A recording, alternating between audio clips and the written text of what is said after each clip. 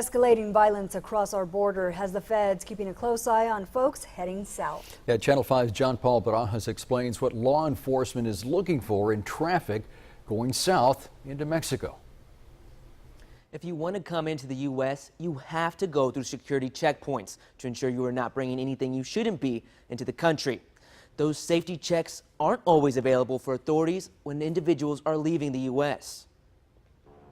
Cars sit and wait one by one to be checked by Custom and Border Protection officers before entering the U.S. We're always on a high alert. One of CPB's main goals is to keep anything that shouldn't be in the country out of the country. Public Affairs Officer of the Hidalgo Port of Entry, Phil Barrera, says they also have to worry about what is being taken into Mexico. It's common knowledge that a lot of the weapons that get smuggled into Mexico are being done through the southern border.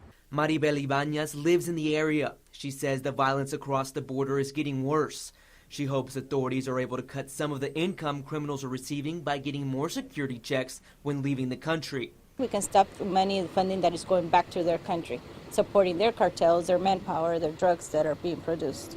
Barrera says they have had some success stopping large amounts of money and firearms leaving the country, but they aren't able to have security at every exit. Unfortunately, at this point, it's not something that CBP has full access to right now. So that's why we utilize our sources as best we can. Officer Barrera says they use a hit-and-miss tactic. They rotate setting up security checks at different exits to remain unpredictable. The Customs and Border Protection Office tells me they utilize K9 units that are able to detect narcotics, money, firearms, and humans, as well as non-intrusive inspection technology for security checkpoints upon entering and leaving the country. In the studio, John Paul Barajas, Channel 5 News at 6.